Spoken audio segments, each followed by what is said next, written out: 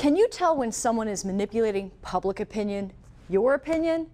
If you're tired of right-left politics, join us at Red Zone Politics and get wise to the game of political perception.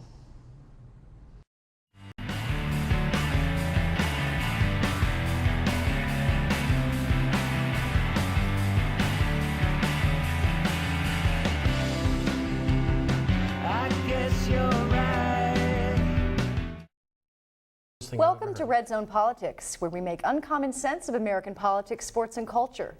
RZP is a forum for real political independents, sports fans, and culture vultures. We like our politics smart, our sports full of heart, and our culture diverse, enlightening, and yes, sometimes ridiculous and tacky. I'm your host, A.F. Cook, author of Democrats in the Red Zone, an independent voter's take on the game of political perception. In the book, which I published prior to the 2008 election, I compare perception to a football.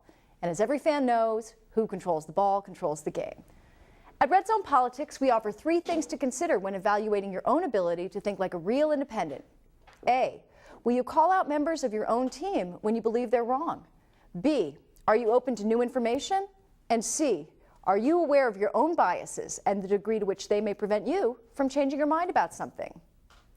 Right after this break, we'll be revving up our panel of citizen pundits to discuss women victors in recent runoff elections and another woman whose advancing age may have had something to do with her foot and mouth syndrome.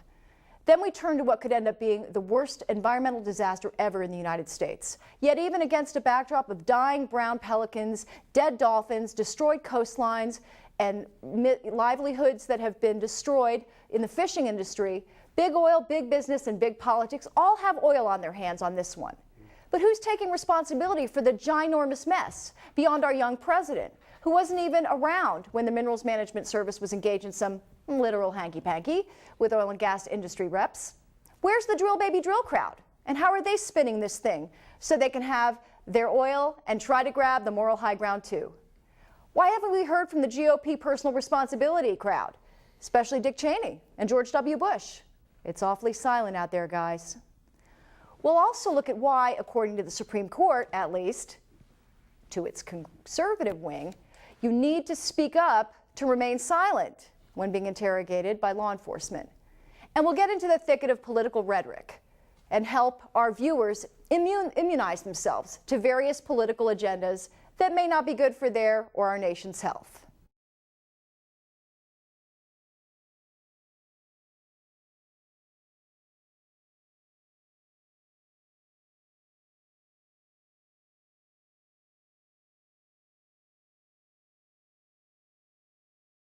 Today, we're looking at a whole bunch of politics news and a big unholy mess in the waters off the Gulf Coast. Our panel today: Ken Rynne is the originator of Planet Washington, a political comedy song and dance enterprise that is knocking everyone's socks off inside the Beltway and beyond. He practiced regulatory law after attending Georgetown Law School and was hired by Senator Howard Metzenbaum to work on energy issues. He has previously worked for Rep. Joe Kennedy, Senate Majority Leaders George Mitchell and Tom Daschle, while moonlighting with the famous Capitol Steps, and Senator John Kerry.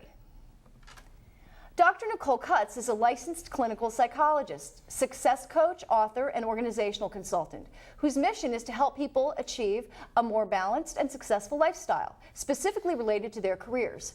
She has appeared on BET's The Center, the BBC, and Roland S. Martin's Urban Business Roundtable. Antonio Goicochea is a musician, author, and entrepreneur. He was previously involved in the entertainment industry in New York City. He recently authored the book How to Succeed in Building Your Own Music Business and is a self-proclaimed hobby economist.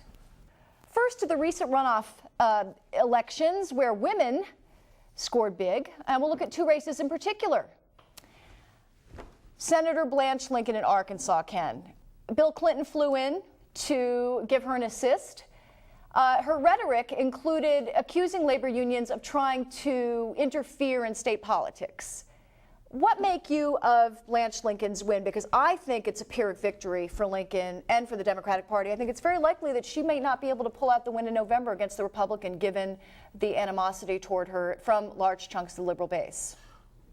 Well, a lot of our good politicians are very principled, and the principle is to win at any cost. And I think of Arlen Specter as it didn't work for him in Philadelphia, but that is changing parties and frankly coming out and saying, I'm doing this because I'm not going to win as a Republican, so I'm going to try it as a Democrat. She didn't change her party label, but she changed her politics, I think, big time when she came to town. So isn't she kind of a little bit like a Republican masking as a Democrat at this point? That's what it seems like. Yep, and she skated by. And it's, you know, primaries, like most elections, it comes down to, it comes down to who shows up to vote. And as they say in Florida, it's not who comes down to vote, but who counts the votes. But it's, exactly. you know, it's basically politics is a blood sport. And you got to get your people out on election day. She did not support the public option during the health care reform battle.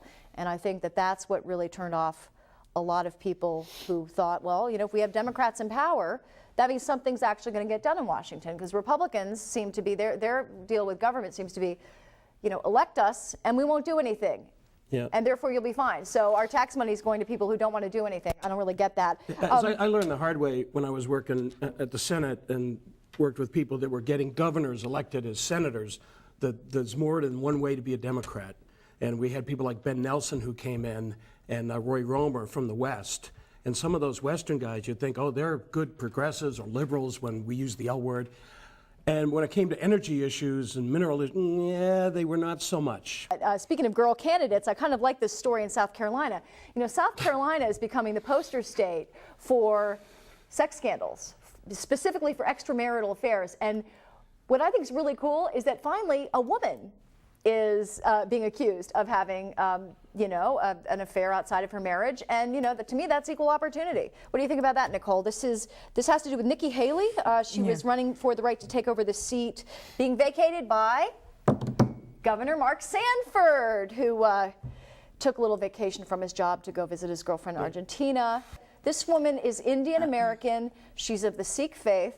And one of her own Republican colleagues apparently referred to her as a raghead at one point. So this just shows you how you know, she's a Republican, and there's a fellow Republican pulling out some, you know, sort of ethnic racist language. I don't look at it as equal opportunity.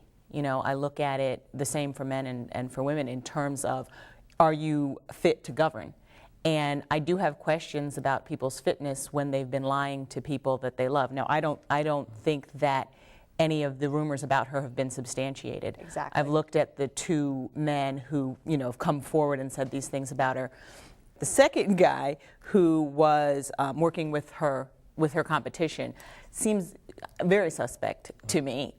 So I don't know that it's substantiated that she had affairs, but I don't look at it as equal opportunity. I'm not happy if a woman is possibly cheating on her husband, you know, any more than a man. You know, at a certain point it comes down to, in my view, is it really our business? That's what I would say. I do think that Americans and even politicians and even public figures are actually entitled to a private life, and people are human. And actually, what I like about Mark Sanford, at least he was in love. You know, I mean, you got to give it to him. I mean, he was in love. I can't knock that. But people often blame Washington for these kind of shenanigans, and I often ask, well, where do these people come from?